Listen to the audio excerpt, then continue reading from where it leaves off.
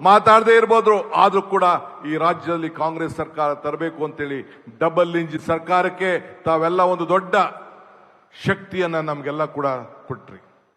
ಈ ಮಧ್ಯದಲ್ಲಿ ಅಧಿಕಾರ ಬಂತು, 136 ಸೀಟ್ ಬಂತು. 136 ಸೀಟ್ ಆದಮೇಲೆ ಮತ್ತೆ ನಾವು ಮಹಾತ್ಮ ಗಾಂಧೀಜಿಯವರು ಅಧಿಕಾರಕ್ಕೆ ತೆಗೆದುಕೊಂಡು 100 ವರ್ಷದ ಸಂಭ್ರಮ ಬೆಳಗಾಮಲ್ಲಿ ನಾವು ಮಾಡಿದ್ವು. ಜೈ ಬಾಪು, ಜೈ ಭೀಮ್, ಜೈ ಸಂವಿಧಾನ. ಆ ಸಂವಿಧಾನ ಪುಸ್ತಕವನ್ನ ನಾನು ಕೂಡ ನನ್ನ ಮುಖ್ಯಮಂತ್ರಿಯಾಗಿ ಅಧಿಕಾರ ಸ್ವೀಕಾರ ಮಾಡಿದಾಗ ಹಿಡಿದು ನಾನು ಪ್ರತಿಜ್ಞೆಯನ್ನು ನಾನು ಮಾಡಿದೆ.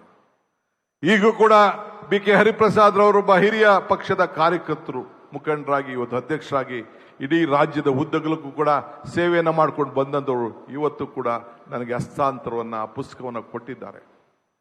ನಾನು ಹರಿಪ್ರಸಾದ್ ಅವರು ಕೂಡ ವಿದ್ಯಾರ್ಥಿ ನಾಯಕರಾಗಿ ಬೆಳೆದಂಥವ್ರು, ಒಂದೇ ಕಾಲೇಜಿನಲ್ಲಿ ಬೆಳೆದಂಥವ್ರು. ನನಗೆ 3-4 ವರ್ಷ ಅವ್ರ ಸೀನಿಯರ್. ಅವರು 83 ಎಲೆಕ್ಷನ್ ನಿಂತ್ಕೊಂಡ್ರು, ನಾನು 85 ಎಲೆಕ್ಷನ್ ನಿಂತ್ಕೊಂಡೆ ವಿಧಾನಸಭೆಗೆ. ಅವರು ವಿದ್ಯಾರ್ಥಿ ನಾಯಕರಾಗಿ ಬೆಳೆದ್ರು, ನಾನು ಕೂಡ ವಿದ್ಯಾರ್ಥಿ ನಾಯಕರಾಗಿ ಬೆಳೆದು ಇವತ್ತು ಒಬ್ಬ ನಿಷ್ಠಾವಂತ ಒಬ್ಬ ಕಾರ್ಯಕರ್ತನಿಗೆ, ಒಬ್ಬ ವಿದ್ಯಾರ್ಥಿ ನಾಯಕನಿಗೆ, ಇವತ್ತು ಇಡೀ ದೇಶವನ್ನ ಸಂಘಟನೆ ಮಾಡಿದಂತ ಒಬ್ಬ ನಾಯಕರಿಗೆ ಹಸ್ತಾಂತರ ಮಾಡೋದು ನನಗೂ ಕೂಡ ಒಂದು ದೊಡ್ಡ ಸಮಾಧಾನ ಇವತ್ತು ತಂದಿದೆ. ಇವತ್ತು ನಾನು ಈ ಮಧ್ಯದಲ್ಲಿ ಎಲ್ಲ ವರ್ಗದ ಜನರನ್ನ, ಇವತ್ತು ಮೀನುಗಾರರನ್ನ, ಲಂಬಾಣಿ ಜನಾಂಗನ, ದೌದಾಯ ಸಮಾಜರನ್ನ, ನೇಕಾರರನ್ನ, ತಿಗಳ ಶಕ್ತಿಯ ಸಮಾಜರನ್ನ, ಮಡಿವಾಳದವ್ರನ್ನ, ಗಾಣಿಗರನ್ನ, ಉಪ್ಪಾರರನ್ನ ಎಲ್ಲನೂ ಕೂಡ ಇವತ್ತು ನಾನು ಭೇಟಿಯನ್ನ ಮಾಡಿದ್ದೇನೆ.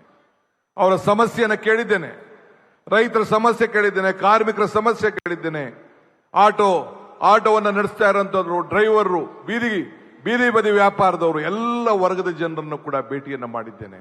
ಅವರ ಸಮಸ್ಯೆಯನ್ನು ಕೇಳಿ ಆ ಬೆಲೆ ಏರಿಕೆ ಗಗನಕ್ಕೆ ಹೋಗ್ತಾ ಇದೆ, ಆದಾಯ ಪಾತಾಳಕ್ಕೆ ಹೋಗ್ತಾ ಇದೆ ಅಂತ ಹೇಳಿ 5 ಗ್ಯಾರಂಟಿಗಳನ್ನ ಮಾಡಬೇಕು ಅಂತ ತೀರ್ಮಾನ ಮಾಡಿದ್ರು, ಪ್ರತಿಜ್ಞೆಯನ್ನ ಮಾಡಿದ್ರು.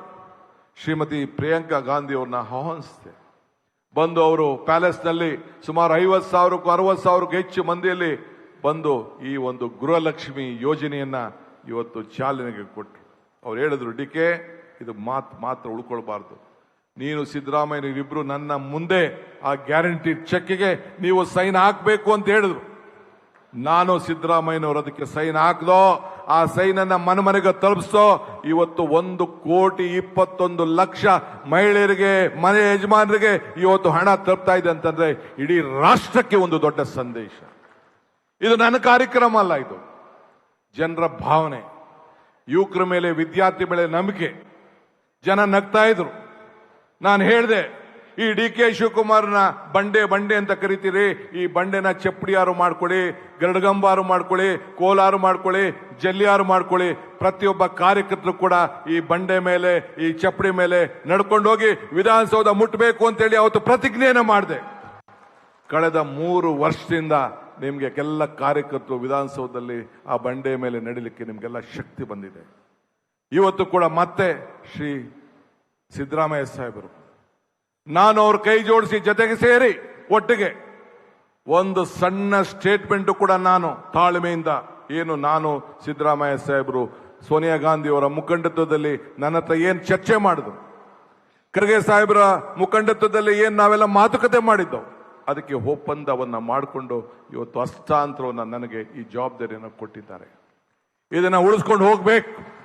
ನಾನು ಇವತ್ತು ಹೇಳ್ತಾ ಇದ್ದೀನಿ, ನನಗೆ ಬಗ್ಗೆ ನಂಬಿಕೆ ಇಲ್ಲ, ಜಾತಿ ಬಗ್ಗೆ ನಂಬಿಕೆ ಇಲ್ಲ, ಧರ್ಮದ ಬಗ್ಗೆ ನಂಬಿಕೆ ಇಲ್ಲ. ಆದ್ರೆ ನಮ್ಮ ಜಾತಿ, ನಮ್ಮ ಧರ್ಮ ಬಿಟ್ಟಿದ್ದು. ಆದ್ರೆ ಇದೊಂದು ಕಾಂಗ್ರೆಸ್ ಜಾತಿ, ಇದೊಂದು ಕಾಂಗ್ರೆಸ್ ಧರ್ಮ, ಇದು ಕಾಂಗ್ರೆಸ್ ಧ್ವಜ, ಇದು ಅನ್ನೋದು ಮಾತ್ರ ನಾವು ಯಾರು ಕೂಡ ಮರೀಲಿಕ್ಕೆ ಸಾಧ್ಯ ಇಲ್ಲ. ಬಂಧುಗಳೇ, ಇವತ್ತು ಇತಿಹಾಸ ಪುಟಕ್ಕೆ ನಾವೆಲ್ಲ ಸೇರ್ಬೇಕಾಗಿದೆ. ನಮ್ಮ ಮೇಲೆ, ನಿಮ್ಮ ಮೇಲೆ ದೊಡ್ಡ ಜವಾಬ್ದಾರಿ ಇದೆ. ಇವತ್ತು ಅನೇಕ ಪಾದಯಾತ್ರೆಗಳನ್ನ ನಾವು ಮಾಡಿದ್ದೇವೆ.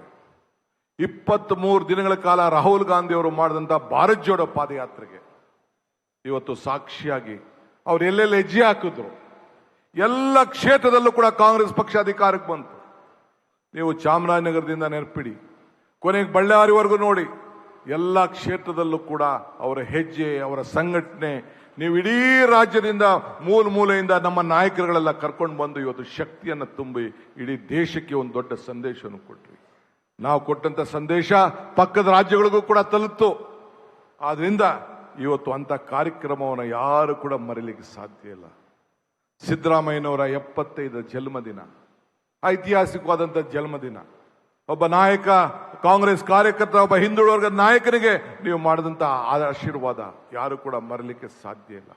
ಅದಾದ ಮೇಲೆ 75ನೇ ವರ್ಷದ ಈ ದೇಶದ ಸ್ವಾತಂತ್ರ್ಯದ ಸಂಭ್ರಮ, ಎಂಥ ಸಂಭ್ರಮ!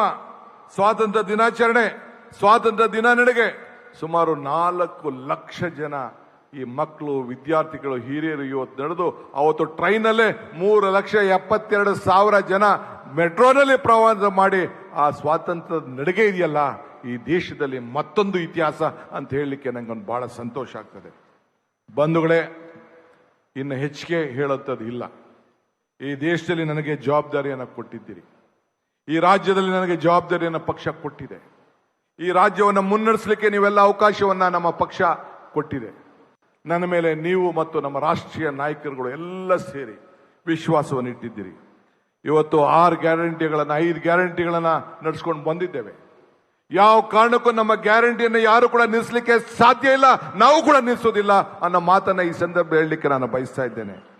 ಇವತ್ತು ಇದಲ್ಲದೆ ನಾನು ಅಧಿಕಾರ ತೆಗೆದುಕೊಂಡ ದಿನ ಈಗಾಗಲೇ ನಾವು ಭೂ ಗ್ಯಾರಂಟಿ ಅಂತೇಳಿ ಪ್ರತಿಯೊಬ್ಬ ರೈತನಿಗೆ, ಪ್ರತಿಯೊಬ್ಬ ನಾಗರಿಕನಿಗೆ, ಯಾರವನ ಆಸ್ತಿಗೆ ದಾಖಲೆಗಳನ್ನು ನಿರ್ಮಾಣ ಮಾಡಬೇಕು ಅಂತೇಳಿ ಎಲ್ಲರೂ ಕೂಡ ಈಗಾಗಲೇ ದಾಖಲೆಗಳನ್ನು ಕೊಡಲಿಕ್ಕೆ ತೀರ್ಮಾನವನ್ನು ಮಾಡಿದ್ದೇವೆ. ಹಳ್ಳಿಗಳಲ್ಲಿ, ಗ್ರಾಮಗಳಲ್ಲಿ ಯಾವುದಾದ್ರು ಗ್ರಾಮಗಳನ್ನ ಗುರುತಿಸ್ಲಿಕ್ಕೆ ಆಗಲಿಲ್ಲ, ದಾಖಲೆಗಳು ಸರಿ ಇಲ್ಲ, ಬಿ ಖಾತೆಯಿಂದ ಎ ಖಾತೆ ಮಾಡಿ, ಈ ಖಾತೆ ಮಾಡಿ, ಎಲ್ಲರೂ ಕೂಡ ಅವನ ಆಸ್ತಿಗಳನ್ನ, ಹಕ್ಕನ್ನ ಉಳಿಸ್ಲಿಕ್ಕೆ ಇವತ್ತು ಯಾವ ಸರ್ಕಾರ ಕೂಡ ತೀರ್ಮಾನ ಮಾಡಕ್ಕಾಗಲಿಲ್ಲ. ಹಿಂದೆ ಯಾವ ರೀತಿ ನಮ್ಮ ಮನಮೋಹನ್ ಸಿಂಗ್ ಕಾಲದಲ್ಲಿ ಇವತ್ತು ಅನೇಕ ತೀರ್ಮಾನಗಳನ್ನ ಸಂವಿಧಾನದ ಮುಖಾಂತರ ತೆಗೆದುಕೊಂಡ್ರು.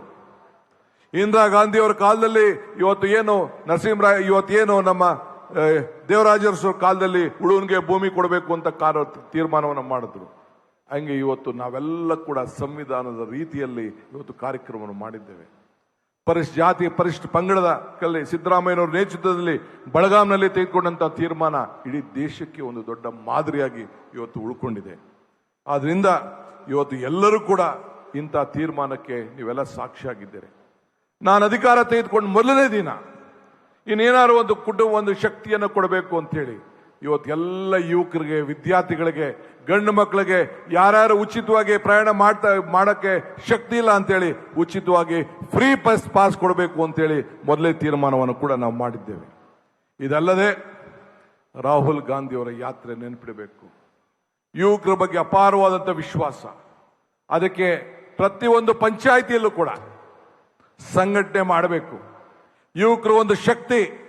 ಈ ದೇಶದಲ್ಲಿ ಯುವಕರು ತೀರ್ಮಾನ ಮಾಡಿದ್ರೆ ಏನು ಬೇಕಾದ್ರೂ ಮಾಡಲಿಕ್ಕೆ ಸಾಧ್ಯ ಅಂತೇಳಿ ಒಂದೊಂದು ಪಂಚಾಯತಿಗೆ 100, 200, 300 ಜನ ಯುವಕರನ್ನ ಸೇರಿಸಬೇಕು, ಯುವಕ ಯುವತಿಯರು ಸೇರ್ಬೇಕು.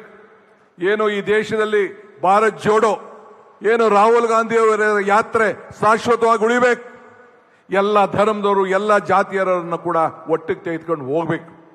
ಆ ಹಿನ್ನೆಲೆಯಲ್ಲಿ ಪ್ರತಿಯೊಂದು ಪಂಚಾಯಿತಿಯಲ್ಲಿ, ಪ್ರತಿಯೊಂದು ವಾರ್ಡಲ್ಲಿ, ಪ್ರತಿಯೊಂದು ನಗರಸಭೆ ವಾರ್ಡಲ್ಲಿ ಒಟ್ಟು 10,000 ಸಂಘಗಳನ್ನ ನಿರ್ಮಾಣ ಮಾಡಿ 1,000 ಕೋಟಿ ರೂಪಾಯಿ ಅದಕ್ಕೋಸ್ಕರ ಮೀಸಲಾಗಿ ಇಡಬೇಕು ಅಂತೇಳಿ ಒಂದು ಕಾರ್ಯಕ್ರಮವನ್ನು ಇವತ್ತು ತೀರ್ಮಾನವನ್ನು ನಾವು ಮಾಡಿದ್ದೇವೆ.